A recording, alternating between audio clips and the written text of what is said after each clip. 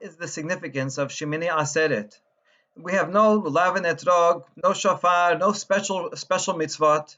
There's no special foods that we have to eat, no masa or fruits, and it doesn't even correspond to a specific historical event like Yetziat Mitzrayim.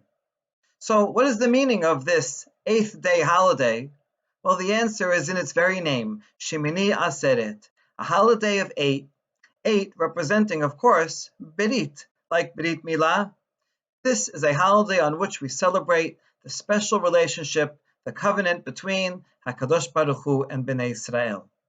Of course, 8 can only come after 7. That seems like a mathematical simple fact, but its symbolism leads to something very important and very deep. What does 7 represent? Well, 7 days of creation of the whole world. 7 represents universalism. And Sukkot, the 7 days of Sukkot, are the universal holiday. The Torah teaches us that this number of bulls, of sacrifices that we bring on each day of Sukkot, we start with 13 on the first day, 12 on the second day, and all the way down to 7 on the seventh day. Add those all up, that adds up to 70 bulls, which the Midrash explains are 70 animals that correspond with 70 nations of the world. On each of the days of Sukkot, we think about our relationship and our responsibility to all the nations of the world. And in turn, as Zechariah teaches, the Haftarah of the first day of Sukkot, one day all the nations of the world will come and celebrate Sukkot in Yerushalayim with us. So Sukkot is the universal holiday. And it's only after we think about our responsibility and our connection with the whole world as human beings, then we are ready to celebrate our special connection with HaKadosh Baruch Hu. It's kind of like when someone trains to be a doctor. First, they learn about all the systems of the whole body, and only then they specialize in the heart, in the brain, in whatever their specialty is going to be.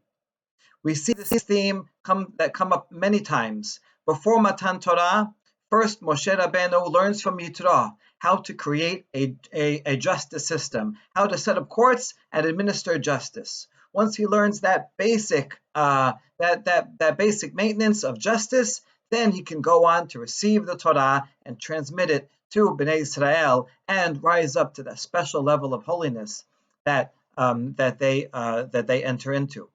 Similarly, we're about to start Bereshit, and the whole beginning of Bereshit about Adam, about Noach, about all the different nations of the world. First, we enter into that universal fellowship, and only then we start reading about Abraham and eventually about Bnei Israel emerging and receiving the Torah. I think this lesson is as important this year as ever, which is that we have to think first about our responsibility as citizens, as human beings, in making sure that everyone around us is safe. This year, Simhat Torah is going to be very different from most years. We're not going to be able to get together and sing and dance and have candy bags and honor the Torah and our joy in being able to be part of the Berit and learn Torah in the same way as usual. However, we have to, it's a responsibility, v'samachta b'chagecha. We still have to be happy and joyous and make it memorable in other ways. Maybe making our own candy bags with healthy snacks for our kids, things that they like.